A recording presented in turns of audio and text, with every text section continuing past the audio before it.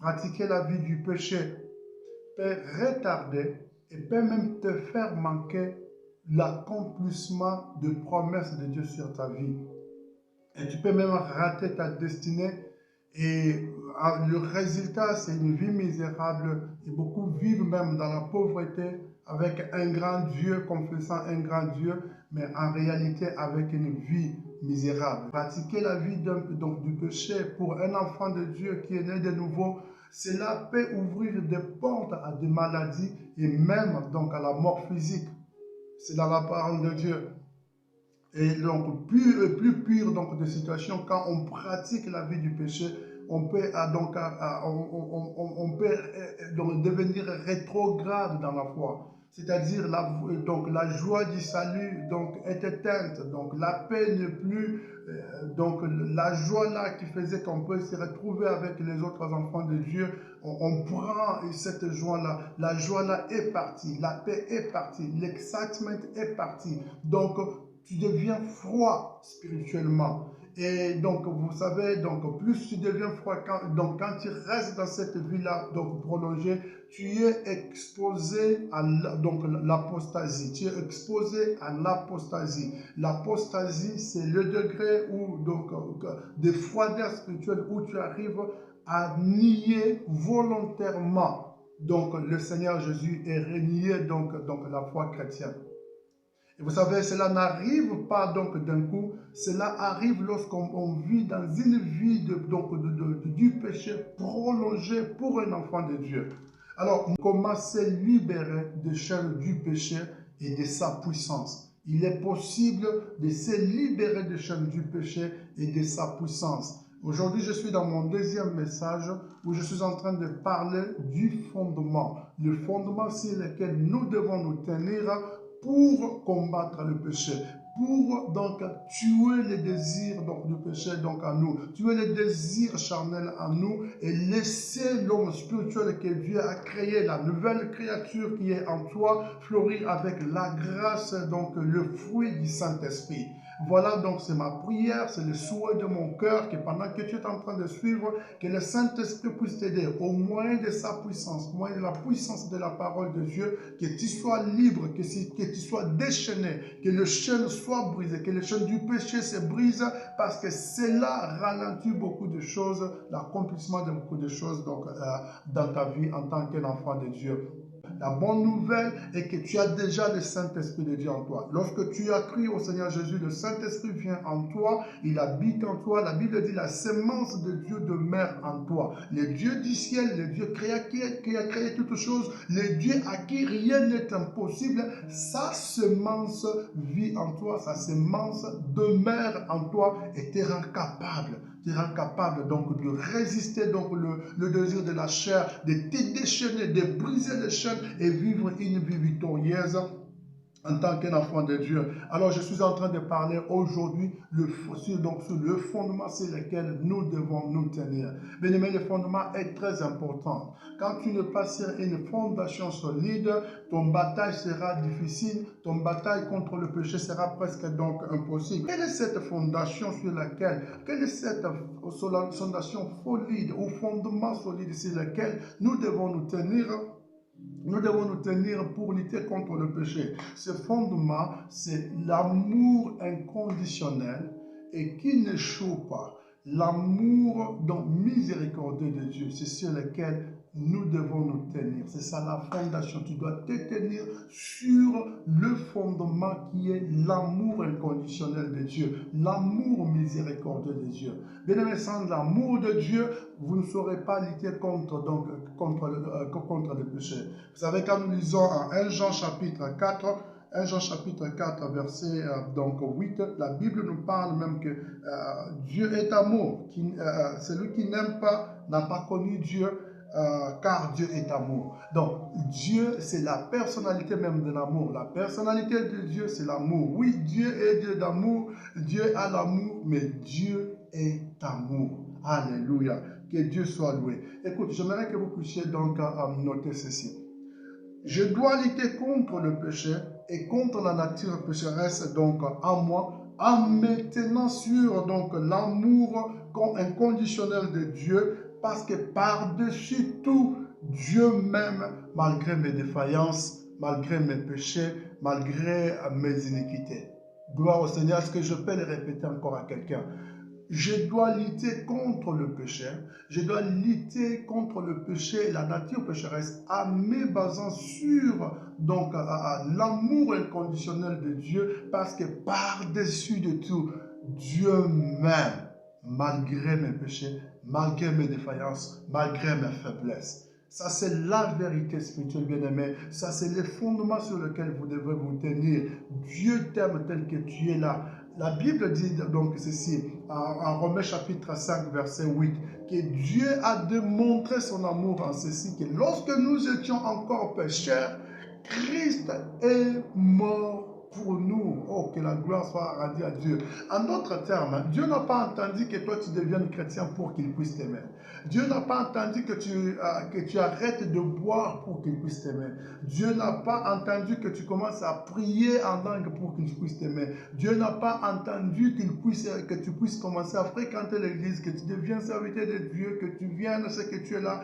Non, bien-aimé dans le Seigneur, l'amour de Dieu, c'est lorsque nous étions encore appelés ennemis de Dieu, appelés les oliviers sauvages, appelés donc peuple étranger, sans Dieu ni loi. C'est pendant cet état-là, c'est dans cet état-là, oh gloire au Seigneur, c'est pendant cet état où tu étais, donc, je ne sais pas moi, ce que nous étions en train de faire, tout ce que nous étions en train de faire, séparés de Dieu, c'est dans cet état-là que Dieu nous a aimés. Dieu a donné son Fils, sans que nous puissions d'abord lui dire que nous t'aimons, sans d'abord lui dire que nous allons te servir, sans donc rien, sans aucune garantie. Dieu a donné, a sacrifié son Fils pour que toi et moi aujourd'hui, que nous soyons appelés enfants de Dieu. Dieu t'aime malgré tout. Dieu t'aime. Si quelqu'un te dit que donc Dieu ne t'aime pas, on t'a menti. Ce n'est pas parce que toi tu as péché que Dieu ne t'aime pas. L'amour de Dieu est encore sur toi. La Bible dit donc là, dans le verset fameux le plus célèbre, Jean chapitre 3 verset 16, que Dieu a tant aimé le monde, sans exception.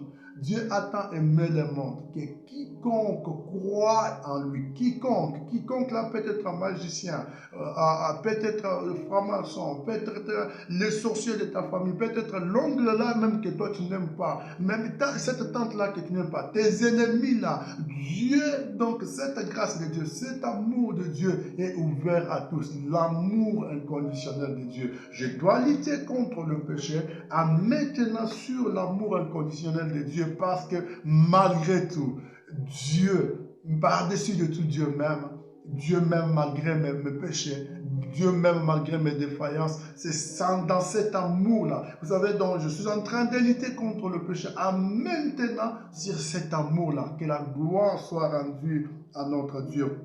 Écoute, le deuxième point que j'écris pour vous fortifier dans votre marche avec le Seigneur, dans votre lutte, dans votre bataille contre le péché. Écoutez ceci, je dois lutter contre le péché et contre la nature sécheresse en moi, en se basant, ou bien en me fondant sur donc l'amour inconditionnel de Dieu, parce que l'amour de Dieu n'échoue jamais. L'amour de Dieu n'échoue jamais. Gloire au Seigneur, ça j'aime beaucoup. Dieu n'a pas échoué les hommes dans le passé. Et il ne commencera pas donc à échouer par toi. Quand je regarde par exemple, donc prenons l'exemple d'Abraham, notre père dans la foi, celui que nous appelons notre père dans la foi. Savez-vous qu'Abraham avait menti donc à propos de sa femme parce qu'il voulait se protéger? Dans d'autres termes, quand Abraham a menti que Sarah c'est sa sœur, l'intention était qu'on ne le tue pas, qu'il y ait la vie seule. Dans d'autres termes, il a échoué de faire confiance au Dieu qui a marché avec lui, que quoi qu'il arrivait devant sa vie, c'est même Dieu devrait le protéger. Et pourtant, il a nié cela. Il a douté de Dieu. Le père de la foi a douté. Donc, il avait aussi ses défaillances. Et c'est pourtant, la Bible dit ceci, que dans sa génération, il est l'unique personne à qui Dieu a appelé l'homme selon mon cœur. Oh, gloire soit rendue à Dieu. Donc, si Dieu n'avait pas, l'amour de Dieu n'a pas échoué Abraham, et toi aussi l'amour de Dieu ne va pas t'échouer. Dans tes défaillances, Dieu ne va pas t'échouer, l'amour de Dieu ne va pas t'échouer. Dans ta lutte qui est en train de faire contre le péché, l'amour de Dieu ne va pas t'échouer. L'amour de Dieu ne va pas te laisser tomber. L'amour de Dieu va te ramener. À qui encore on peut parler? Parlons de Jacob, un homme menteur, un voleur de la bénédiction de son frère, un homme qui s'est joué de son père juste pour voler la bénédiction de son père, un homme méchant, un menteur. Il a fui avec la bénédiction de son père. Et pourtant, quand nous lisons la Bible parle de lui que Dieu dit, parle dans son amour, il dit, j'ai aimé Jacob et j'ai haï donc Ésaïe. L'amour de Dieu ne t'échoue pas. Quand Dieu se porte joie sur toi, quand tu es choisi de Dieu, l'amour de Dieu ne va pas t'échouer. C'est cet amour qui va faire que, au lieu que tu restes longtemps dans ce péché-là, que tu te relèves à cause de l'amour de Dieu, que la gloire soit rendue à Dieu, que tu sentes l'amour de Dieu là où tu es, que l'amour de Dieu te relève de tes faiblesses, que l'amour de Dieu te relève du chêne, que l'amour de Dieu te pousse à briser les chaînes du péché, que tu te tiennes debout, tu dis, je suis un enfant de Dieu, je suis saint, le péché ne doit pas être mon maître dans le nom puissant de Jésus. Écoute une autre personne, c'est David. Je ne pouvais pas finir, je ne pouvais pas parler, il y en a beaucoup, je pourrais parler de moi, je pourrais parler de toi, mais laissez-moi un peu parler de David. David, l'homme dont la Bible dit, Dieu lui-même dit, c'est l'homme selon mon cœur. Mais l'amour de Dieu n'a pas laissé tomber David. Lorsque David est tombé dans le péché avec Bathsheba, tuer son mari qui était son général, et puis récupérer la femme, donc récupérer par après la femme, et donc vous savez, il est tombé dans ce péché-là, il a crié à Dieu, l'amour de Dieu ne l'a pas appelé, et pourtant Dieu l'appelait souvent, Dieu l'appelait même par après, David, l'homme selon mon cœur. Bien-aimé, je dois lutter contre le péché en maintenant sur l'amour inconditionnel de Dieu, parce que l'amour de Dieu n'échoue jamais. L'amour de Dieu n'échoue jamais. J'aimerais un peu me limiter à partir, donc pour le fondement, j'aimerais un peu me limiter là. Je vais faire donc la suite, donc après. Mais j'aimerais prier pour toi, que l'amour de Dieu te saisisse, que tu sentes l'amour de Dieu en toi, que l'amour de Dieu te relève maintenant, parce que l'amour de Dieu puisse te relever, malgré que dont je suis en train de chasser le mensonge du diable en toi, que tu es né tel que tu es là, qui ne peut pas être changé, que personne n'a été jamais saint, personne n'a été libéré du péché. Je suis en train de détruire ce mensonge du diable en toi dans le nom puissant de Jésus. Je suis en train de réveiller l'homme spirituel. Je suis en train de réveiller la nouvelle nature de Dieu qui est en toi. Que tu sois restauré, que tu sois debout, que tu manifestes le fruit de Dieu, que tu manifestes la nature de Dieu en marchant par la sainteté, en marchant dans la sainteté, en marchant dans la grâce de Dieu, dans le nom puissant de Jésus.